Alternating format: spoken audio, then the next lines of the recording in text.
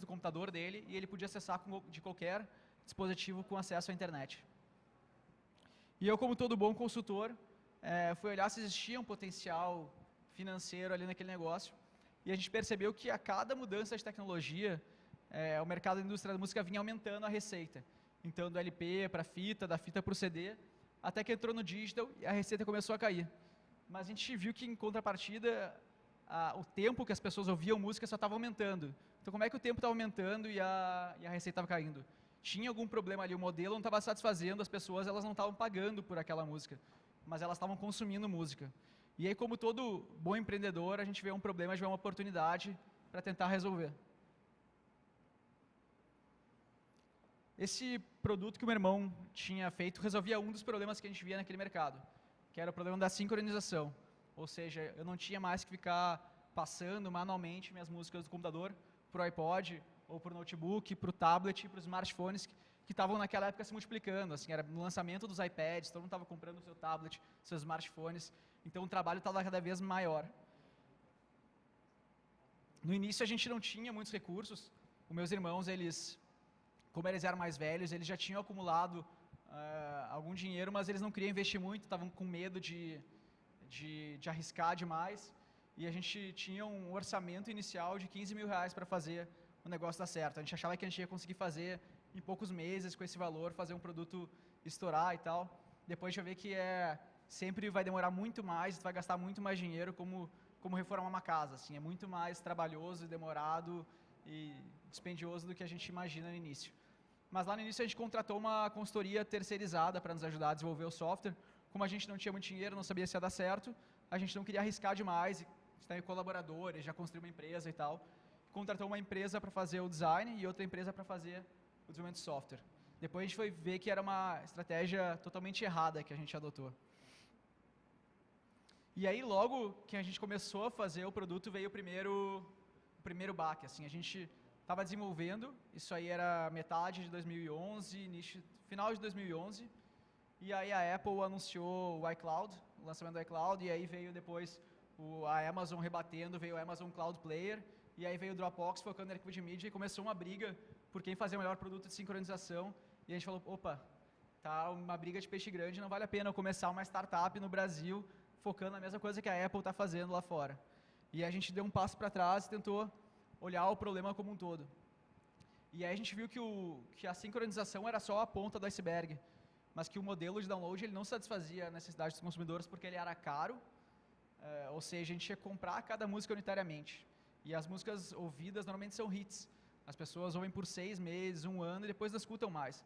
Então não fazia sentido tu pagar para ter um bem perecível, né? Depois tinha o download, e o download era lento para o nosso timing hoje, que a gente quer tudo instantâneo. Então tu não quer esperar fazer o download, mesmo que seja 2 minutos para começar o consumo. E por fim, a sincronização, que era trabalhoso. E o que a gente percebeu é que tinha algumas pessoas lá fora fazendo isso de uma forma diferente. Eles estavam oferecendo um serviço onde tu tinha todas as músicas para ouvir quando e onde tu quisesse, e tu pagava não pela música em si, mas pela comodidade de ter esse serviço, que era o modelo do streaming. E a gente falou, pô, bacana, isso é uma quebra de paradigma, não compro a música, eu compro a comodidade de ter todas as músicas para ouvir quando e onde eu quiser. E a gente falou, bom, legal, vamos fazer isso. Mas a gente precisava ser rápido para conseguir aproveitar essa oportunidade. E foi nesse momento, bom, falando um pouco da consultoria lá, que eu falei que foi uma estratégia errada, a gente estava um tempão com a consultoria, a gente tinha desenhado uma lista de funcionalidades gigantescas que a gente tinha que fazer, e aí ia desenvolver tudo aquilo para depois botar no ar, depois de muito tempo. E nada tinha saído do papel ainda, a gente não tinha nenhuma parte do software pronto, estava sendo um desastre. E foi aí que eu conheci o Lean Startup. Eu não sei se alguém já ouviu falar desse movimento. Tem menos gente que o Superplayer. Ó, bacana.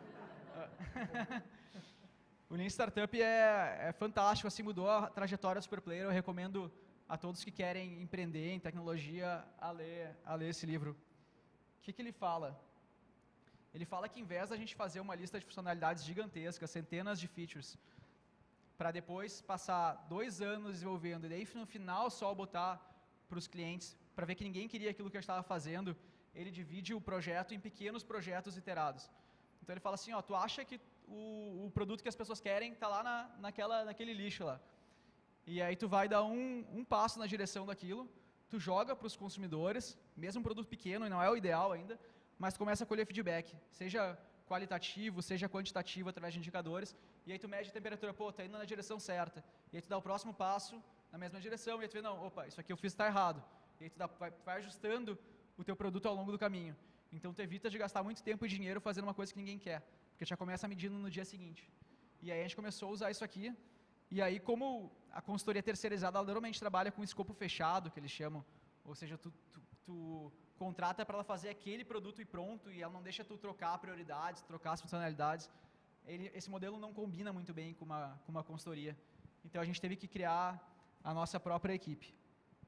E aí eu não tinha dinheiro, como eu falei, a gente estava começando, eu tinha que ter uma equipe que fosse barata, e aí eu fui pegar estagiários do início da faculdade e tentar desenvolver esses caras. Eles não tinham o conhecimento necessário ainda, mas a gente começou a treinar, começou a desenvolver. O meu irmão era um mega desenvolvedor de software, e aí começou a construir o produto. A gente demorou um tempo, mas no início de 2012 a gente colocou a primeira versão do nosso produto no ar, que era mais ou menos isso aqui. Não tem nada a ver, quem conhece o Superplayer sabe que não tem nada a ver com o que é hoje. Ele era muito feio, muito ruim de usar. E o Lean Startup fala que se tu não tem vergonha do teu primeiro produto, é porque tu demorou demais para botar ele no ar. E nesse caso eu tenho vergonha e eu demorei demais também, então eu errei nas duas vezes. Mas eu aprendi no meio do caminho, o importante é, a gente pode errar, mas a gente tem que tentar tirar o máximo de aprendizado desse erro que a gente cometeu. Mas com esse produto foi bacana que eu consegui começar a colher feedback dos usuários. Bom, faltou uma parte importante. Eu tinha que botar esse produto para os usuários, né? E aí, essa parte aqui é extremamente importante também. Essa aqui é uma curva de adoção de tecnologia, ela é simplificada, mas ela divide a população em perfis de pessoas. Então tem as pessoas que são innovators, que é 2,5% da população, que são as pessoas que adoram usar um produto novo. Tem os early adopters que também gostam de usar tecnologias novas. E aí depois entra o pessoal mais mainstream, que é o early majority, o late majority. E aí por fim os laggards, que são os caras que estão atrasados e devem estar entrando no Orkut essa semana. Então os caras estão muito atrás de todo mundo. E a gente tem que acertar lá naqueles caras lá da frente.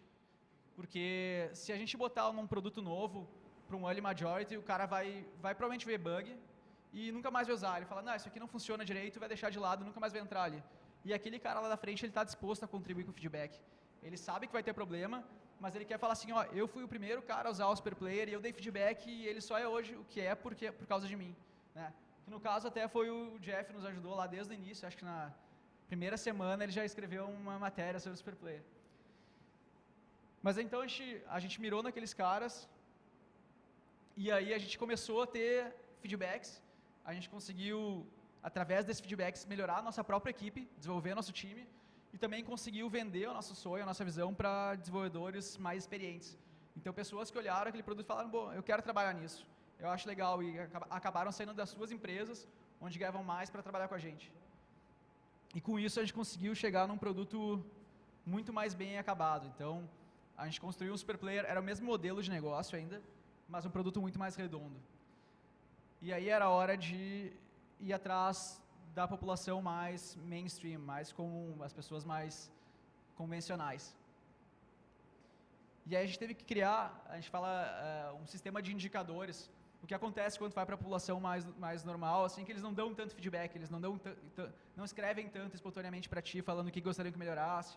E aí você tem que criar uma forma de medir o que eles estão fazendo, que tu consiga ter informação sem que eles saibam que estão te dando essa informação, que são os indicadores.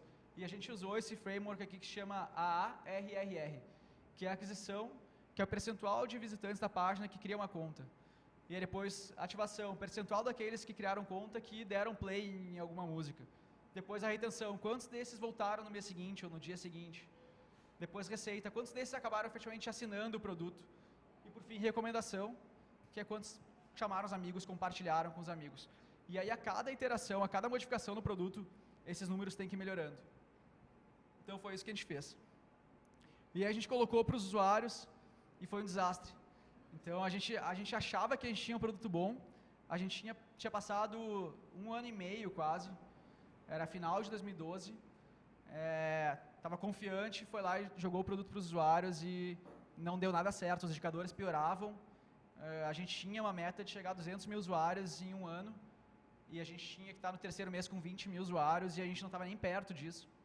Então, não estava funcionando. Nesse momento, a gente tinha 4 meses de caixa.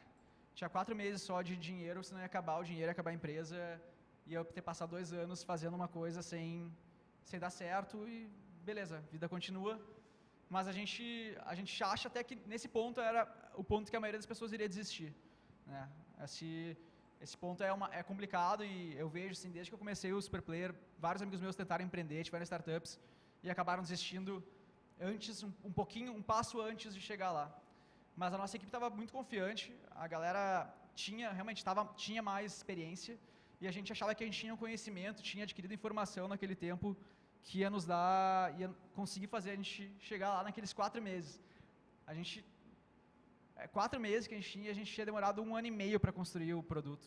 Então imagina, eu vou ter que refazer tudo em 4 meses, parece coisa de louco, mas a gente apostou naquilo. E a gente começou a olhar um pouco das informações que a gente tinha coletado naquele período, e uma coisa que a gente percebeu é que as pessoas ouviam música enquanto faziam outras atividades. Então o principal consumo ali ocorria no trabalho, as pessoas chegavam no trabalho, ligavam o computador e começavam a ouvir música, e a gente via que as músicas que eles ouviam eram músicas mais calmas, que não atrapalhavam tanto a concentração deles, e aí depois eles saíam do trabalho e começavam a voltar para casa e começavam a ouvir no telefone, e aí ou as pessoas estavam correndo e ouviam músicas mais aceleradas, ou estavam querendo relaxar, mas percebeu que a música, diferentemente da televisão, que a gente senta para assistir a TV, ela acompanha muito bem outras atividades. A gente ouve música enquanto a gente namora, enquanto a gente trabalha, enquanto a gente se exercita. E outra coisa que a gente percebeu é que os produtos de streaming que existiam no mercado, eles ofereciam para as pessoas milhões de músicas para elas ouvirem quando e onde quiserem, mas elas tinham que fazer uma pesquisa com o que elas queriam. E que a maioria das pessoas não tinha tempo nem paciência para pesquisar aquelas milhões de músicas que existiam, descobrir o que é bom e criar sua própria seleção musical. E o que acabava acontecendo é que elas ouviam sempre as mesmas músicas, dia após dia, ou então que elas acabavam ouvindo o velho e bom rádio. Então a audiência do rádio ainda era gigantesca. E isso acontece porque o rádio aperta um botão e a música começa a tocar.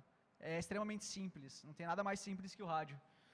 O problema do rádio é que as músicas são totalmente aleatórias, né? A gente não escolhe só músicas alinhadas com o nosso gosto, as propagandas que a gente ouve ali também não tem nada a ver com o que a gente está fazendo com a nossa vida.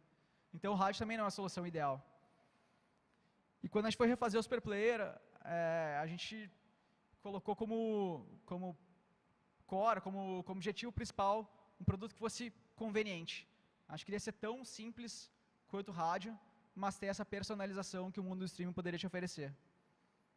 E aí a gente construiu a solução atual, que é a solução que grande parte das pessoas conhece, que são centenas de listas de músicas classificadas por tipos de atividade do dia a um clique de distância.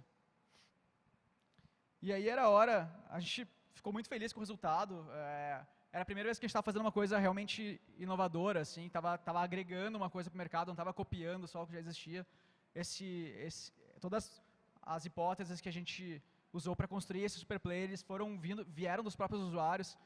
Então muita gente pergunta hoje para a gente de onde é que veio a ideia, a gente fala que a gente não sabe que veio dos próprios usuários, eles que nos indicaram esse caminho. Mas tinha que realmente ver se ia funcionar e, de novo, aquele mesmo desafio de botar para aquele pessoal de innovators, early adopters. E a gente foi de novo lá. E, para nossa surpresa, dessa vez funcionou. Na terceira vez, isso era dia 1º de abril, que a gente lançou o Superplayer. E eu falo que tinha que ser de 1º de abril, porque depois de errar tanto, fazer tanta besteira, só podia ser nessa data mesmo. Mas foi dia 1º de abril de 2013, faz 1 ano e meio. A gente lançou essa versão, como eu falei lá em novembro, a gente tinha essa meta de chegar a 200 mil usuários em 1 ano, e a gente, em janeiro, não tinha nem 20, e eu achei que fosse impossível bater aquela meta. Quando a gente lançou essa versão em 1º de abril, a gente refez em 2 meses o produto, a gente conseguiu chegar a 100 mil usuários em 1 mês, sem publicidade, só as pessoas divulgando para os amigos, e aí começou um fluxo de compartilhamento, que no segundo mês a gente tinha 250 mil usuários já. Foi incrível, assim. As pessoas começaram a compartilhar nas redes sociais, e diariamente a gente recebia declarações de amor dos usuários, a gente recebe até hoje, assim, no Twitter, no Facebook, por e-mail e tal. Essa acho que é a parte mais legal do negócio. Assim, a gente vê que está fazendo uma coisa que está realmente melhorando a vida de algumas pessoas, assim, né? Tornando os momentos das vidas delas mais especiais. E aí a mídia começou a falar bastante da gente, então a gente saiu no G1, saiu no Estadão, a gente fez Mundo S.A. na Globo News, a Exame Info avaliou com nota máxima, baixa aqui, foi legal, assim, a gente acabou que casou um pouco com essa, todo o crescimento do streaming no país, é uma matéria que está muito em alta, assim, então isso ajudou ainda mais a gente estar bem forte na mídia. E agora, falando um pouco dos nossos desafios atuais, o que a gente está fazendo, para onde é que a gente está indo. O Superplayer hoje ele está se posicionando não como um produto de música, onde a música é o centro, a gente para de fazer uma atividade para escolher música a gente fala, não, a gente quer tornar cada momento da vida das pessoas melhores, né? Tornar eles mais especiais. Então, quando tu está com teu amigo conversando e tu quer aproveitar melhor aquele momento, sem ter que parar de conversar com teu amigo, que é aquilo que está te dando prazer, tu vai lá no Superplayer, aperta um botão e aquilo faz melhor. Então, a gente fala que a gente quer levar a música certa para cada momento da vida das pessoas. A gente posiciona como produto lifestyle, com o objetivo de melhorar os momentos através da música. E um ponto importante é o que é a música certa, né? O Superplayer, no modelo do Lean Startup, tentou fazer o menor produto possível para ver se aquela hipótese que a gente tinha de que as pessoas queriam ouvir seleções prontas por atividades fazia sentido. A gente fez uma seleção única para correr, que é para todo mundo. A gente fez uma seleção para trabalhar, que é para todo mundo. Mas não necessariamente todas as pessoas correm. Talvez para ti não faça sentido ter uma lista de corrida, talvez tu não corra. Ou a música que tu corre não é a música que eu corro. As pessoas gostam de músicas diferentes. Então esse é um desafio. A gente está tentando entender todas as músicas que as pessoas pulam, todas as músicas que elas amam, que elas odeiam, e a partir daí personalizar as listas que a gente mostra para cada uma e as músicas que estão dentro de cada playlist também. E o outro, esse é o nosso sonho, que é oferecer a seleção ideal para a pessoa, melhor do que se ela mesma tivesse criado à mão, música a música, só que ela dando apenas um clique, né? Esse é o nosso objetivo, a gente fazer uma lista melhor do que ela mesma faria para ela mesma. E quando a gente fala de ter a música ideal para todos os momentos, a gente fala de estar presente em todos os lugares. Então, mobilidade é um foco muito grande do Superplayer. A gente, hoje, 65% do consumo de música já ocorre fora de casa. Então, quando as pessoas dirigem, é um consumo muito alto. Quando elas trabalham e quando elas se exercitam. Se a gente for ver que o mercado de internet, de telefone móvel está aumentando e vai crescer 75% nos próximos 3 anos, a tendência é que o consumo de música seja cada vez mais móvel, mais do que já é. E para a gente aproveitar e conseguir virar uma empresa mobile, a gente começou na web, o Superplayer, a primeira versão foi feita para desktop, e depois a gente foi desenvolvendo os aplicativos, e agora a gente está mudando essa mentalidade para mobile first, né? Pensar primeiro no aplicativo e todas as possibilidades que ele oferece, para depois sim ir para a web. E a gente se associou então com a maior empresa de desenvolvimento de plataformas móveis da América Latina, que é a Movile. A Movile é do grupo Naspers, que é um dos melhores grupos de mídia do mundo, é um grupo sul-africano. E aqui no Brasil, a Movile, ela trabalha com o Play Kids, que o Play Kids na verdade é um produto que é mundial, é o Netflix para criança, eles dizem, tem filme do Cebolinha, da Galinha Pitadinha, todos esses personagens infantis. Tem o iFood, que é de delivery, provavelmente alguns de vocês devem conhecer. Eles agora acabaram de investir no apontador, também compraram o controle do apontador e o Superplayer é um produto deles. E aí tem uma série de outros produtos também que eles têm. E aí eles estão nos ajudando agora a se tornar uma empresa mobile. Desde que a Movile entrou no Superplayer, então, em junho, a gente dobrou a nossa audiência diária. Então a gente tinha cerca de 50 mil usuários por dia acessando, e hoje a gente tem mais de 120 usuários por dia. 120 mil, desculpa. E 70% dessa audiência já é mobile. Então a gente hoje já é um produto mais forte no telefone do que na web. Por fim, eu queria dizer que o Superplayer é feito por... A gente é um grupo pequeno ainda, nós somos 16 pessoas, que ficam em Porto Alegre. São pessoas jovens que começaram na faculdade, então eu comecei ainda quando estava na faculdade. E eu queria dizer que todo mundo que tem esse sonho de empreender e tem essa resiliência para aguentar, levar tanta porrada, né, e não cair, para dar o primeiro passo. Assim, a gente nunca vai estar preparado para empreender. A gente sempre vai achar que a gente não tem dinheiro suficiente, que a gente não tem experiência suficiente. Mas a gente só vai aprender, ou a ideia certa, né? Também outro ponto que a gente põe, não tem uma ideia certa ainda. Pô, o Superplayer mudou várias vezes a ideia, né? A ideia veio dos usuários, então a gente tem que começar. Se não começar, não vai dar certo nunca. Já falhou, né? Se quem não faz, já falhou. E por fim, só queria convidar, para quem não conhece, tem bastante gente aqui, para baixar, experimentar o Superplayer e nos mandar o feedback de vocês. Obrigado.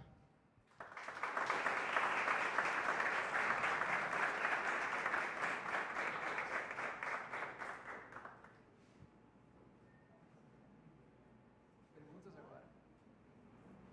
Como que vocês fazem estipula essa música para essa música para outra? Você não dá para você selecionar pelo artista ou só pelo estilo, né? Você faz que música muda. Não sei se vocês querem levar o microfone para pegar. Não. Bom. Então, um diferencial do Superplayer é isso. Assim, a gente vê tem uns produtos que te dão uma seleção de músicas baseada naquele input que tu deu. Então, tu escreve lá Jack Johnson e ele vai te dar artistas que tocam violão, que tem uma voz masculina, que cantam em inglês e tal. E a gente falou, não necessariamente para tomar café da manhã tu só tem que ouvir músicas igual a Jack Johnson, né? Tu pode ouvir Jack Johnson, pode ouvir Horace Drexler, que canta em espanhol, e pode ouvir Carla Bruni, que canta em francês, é uma voz feminina, mas todas elas combinam para aquele momento. Então, a curadoria humana é um diferencial, essa sensibilidade humana de juntar estilos diferentes musicais para aquele momento. Hoje a gente tem um padrão editorial, então a gente tem uma reunião semanal onde a gente define as propriedades que aquelas músicas têm que ter para entrar naquela lista. Então sempre a lista parte do objetivo. Eu quero que a pessoa acorde feliz. E aí tem que ser músicas em alto astral, e a gente define o que é alto astral, acordes maiores, BPM acelerado, tal tipo de língua, a gente define a língua da música, define os instrumentos que vão entrar. Vai ser só acústico, vai ser plugado, vai ser eletrônico. E aí tem uma série de padrões que a gente define, e aí são pessoas que vão lá e aplicam esses padrões. E agora está entrando esse algoritmo de inteligência que vai modificar levemente assim, o padrão. Se a pessoa gosta de um pouco mais acelerado, ela vai fazer assim, né? Daí em termos de tecnologia mesmo, daí não é pessoa mesmo, daí já é uma inteligência que vem por cima, a camada de inteligência que vem por cima da curadoria. Em questão dos direitos autorais, como vocês trabalham? Então, esse é um ponto que no Brasil é bem complicado, até a gente entender como funciona, demorou bastante tempo, mas a gente fez um produto no final que ele se posiciona como uma rádio online. Então, a gente tem uma série de limitações e quem usa o Superplayer sempre nos perguntam e deve perguntar assim, por que não dá para voltar uma música, ou por que não pode repetir uma música, ou por que tu não pode pesquisar um artista, uma música específica. E é para a gente se manter no modelo de não interatividade, que é o modelo de rádio online, onde a gente consegue fazer toda a parte de regulamentação junto ao ECAD, que é o órgão arrecadador central para a execução pública musical, e não ter que entrar na negociação descentralizada com cada label e tal. Então, esse ponto, essa mexida que a gente fez de ir para o modelo de seleções musicais também contribuiu com isso, né? Com simplificar toda essa burocracia de negociação lá dos direitos. Porque no primeiro modelo... Eu não poderia fazer só via ECAD. E aí, nesse momento, a gente nem sabia direito como é que funcionava. A gente estava fazendo com um contrato com a ECAD e descobriu que, não dá para fazer assim também. Então, foi um dos pontos que a gente fez que a gente mexesse e fosse mudasse de caminho. Quando a gente... É bem complicado, não tem nada preto no branco, assim, na lei. E a gente foi descobrindo e viu, modelo de interatividade, eu vou ter que negociar, e a gente foi ver, era muito caro para a gente continuar naquele modelo.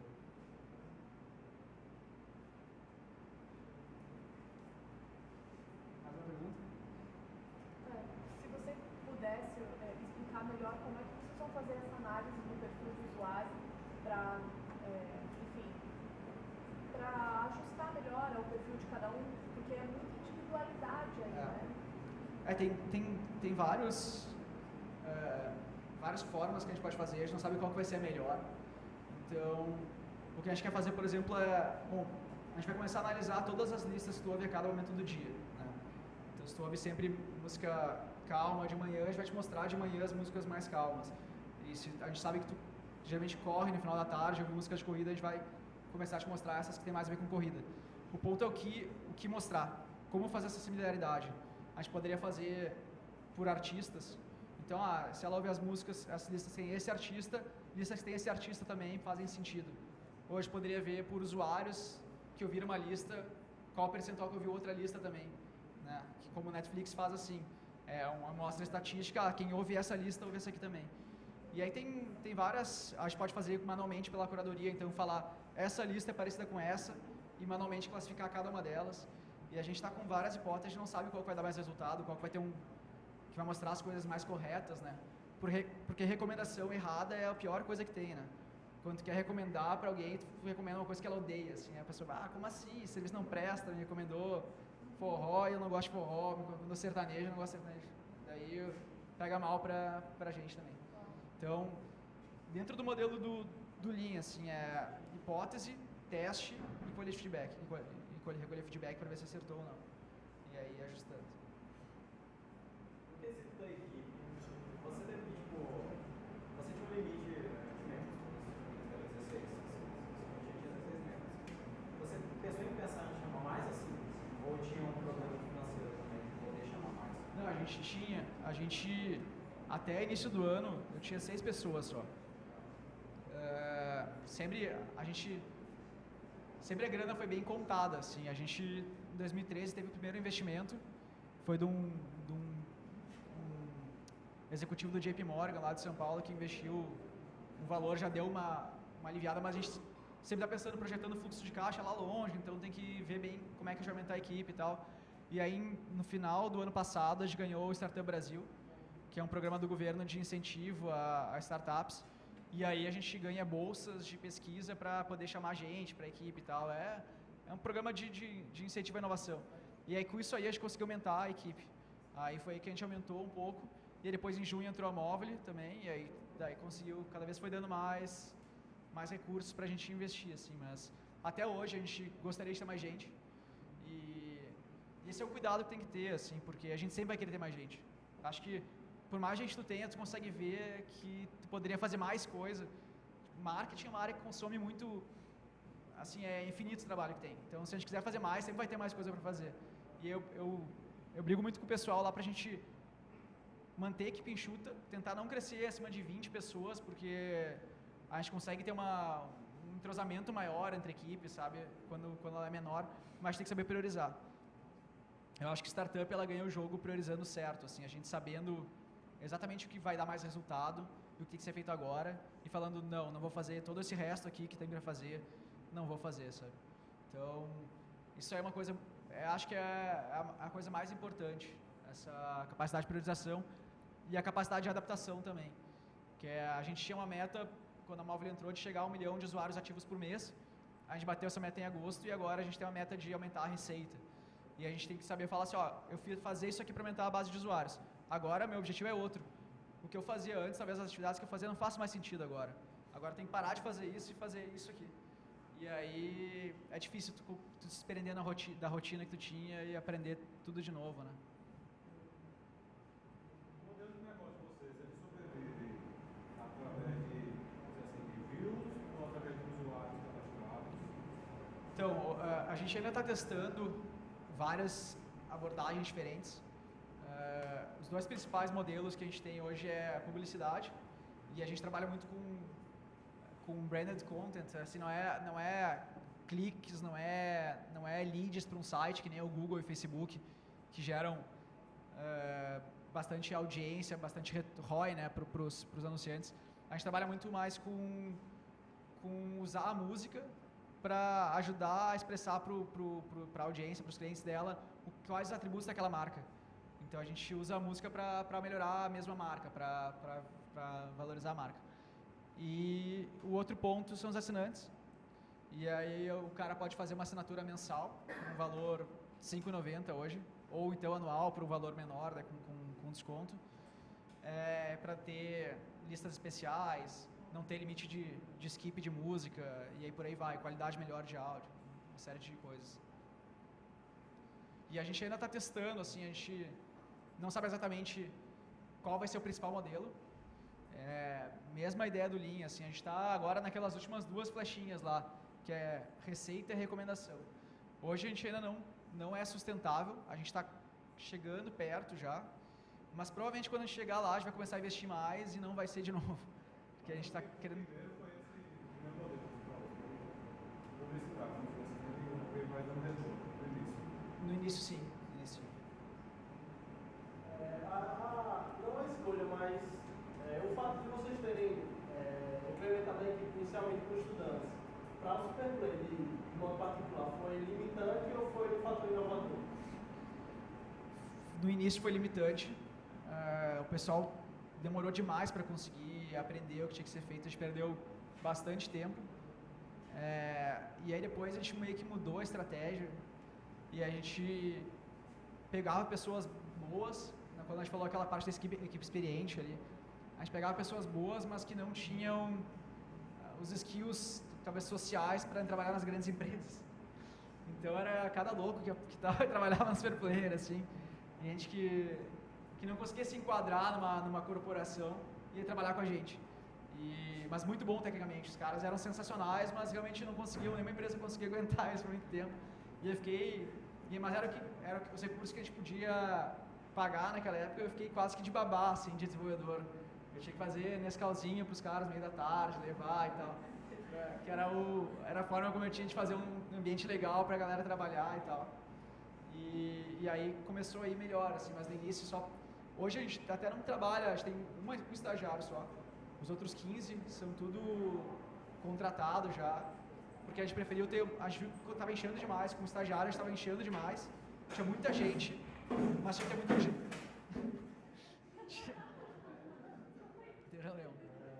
Tinha que ter muito gestor também em cima dessa galera. Então ficava muita força de trabalho sem autonomia, assim, tendo que ter sempre alguém dizendo o que fazer, como fazer e tal. A gente falou, não, eu quero gente que odeie o problema e o cara cria a solução, sabe? Ele vai lá e constrói o caminho e tal.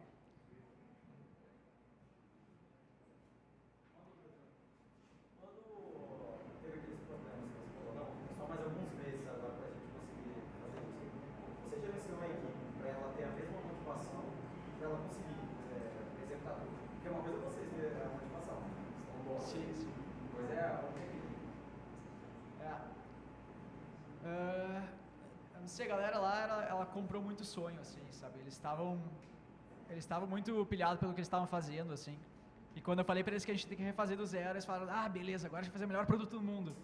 Porque eles herdaram, o Superplayer antigo herdou muita coisa dos desenvolvedores iniciais e tal, da consultoria, aquela que a gente contratou. E tinha muita coisa meio torta, assim, que eles tinham adaptado. E aí quando eu falei, não, a gente vai ter que refazer do zero, os caras falaram, não, agora sim, agora já fazer, agora a gente tem uma equipe boa, a gente vai fazer um negócio perfeito, top, que a gente quer fazer, que a gente sempre quis e tal. Então eles se pilharam de fazer do zero, sabe? Se eu falar uma gíria que não seja compreensiva aqui, por favor, me avisem, tá? Que daí eu explico de novo. Mas os caras gostaram do desafio, assim. Então, a galera lá é muito pilhada, assim, eles agem como se fossem donos e, na prática, alguns deles são, assim, o pessoal que me ajudou a fazer o Superplayer do início, hoje todos eles têm participação no negócio. Então, hoje, na época a gente não conseguia pagar salários tão altos, mas a gente deu uma possibilidade de eles irem ganhando participação na empresa. Então, fez um modelo bem de startup do Vale do Silício, assim, com distribuição de ações.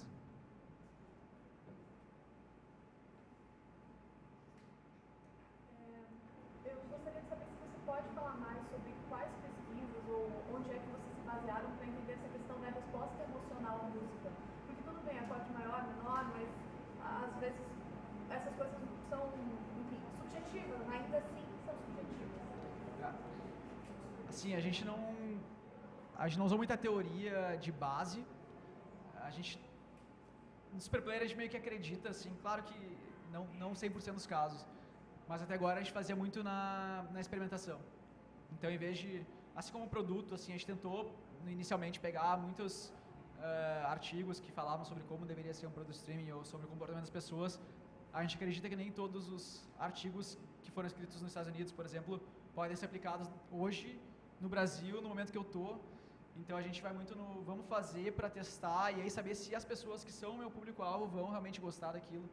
E com as listas foi assim também. Então a gente cria as seleções e a gente avalia sempre, tem umas estrelinhas que tu dá para classificar a lista, e a gente começa a colher aqueles feedbacks e ver, está acertando, tá errando, e aí a gente vê onde é que varia mais por estado, quais estados têm maiores estrelinhas, quais têm menores e tal, e aí vê o rating das músicas que tem um amar e um desgostar também, e avalia isso, e aí a partir daí já modificando até acertar o estilo. Mas é muito fazer e testar. E a gente tem uma ferramenta lá que a gente consegue fazer, chamam de split test, né, o teste AB, que é de mostrar diferentes produtos para diferentes pessoas, né. Então, por exemplo, limite de...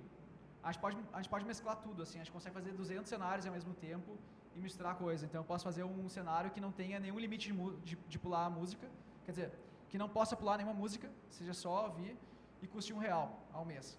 Eu posso fazer um que eu posso pular mais músicas e custa um pouco mais. Eu posso fazer um que eu bloqueei todas as listas, deixei só a da atividades e gêneros, sentimentos especiais, que são outras categorias que a gente tem, tudo bloqueado. E eu vou misturando variáveis e aí faço um experimento, e aí a partir daquele eu consigo ver o modelo, o cenário que nos deu maior volume versus margem, e eu vejo, esse cenário aqui é o melhor cenário, eu migro todo mundo para o mesmo cenário. Então a gente trabalha muito com experimentos e estatísticas, assim, é muito mais do que até estudos prévios. Agora, com mais equipe, com mais recursos, a gente vai conseguir fazer mais, né? O alcance do Superplay, ele é nacional ou mundial? Ele é nacional. Assim, ele não tá... A gente não atua fora do Brasil, mas ele está aberto, ele está na internet, a gente não bloqueou. Mas a audiência dele é Brasil 96%, assim. E aí depois, o que tem fora do país é de pessoas brasileiras que escutam lá. E é muito forte no Sudeste. Então, 30% da audiência hoje é São Paulo. Aí depois, depois Rio Grande do Sul, que é porque a gente veio de lá, então todos os nossos amigos falaram para os outros amigos e aí ajudou a propagar lá no Sul mesmo. Então, hoje o Rio Grande do Sul é uns 20%, e aí depois Rio, Paraná, Santa Catarina, Minas Gerais, é Sul e Sudeste, assim. Depois Recife em Pernambuco ali tem bastante gente ali, acho que por causa do polo digital e tal, tem uma galera que usa ali.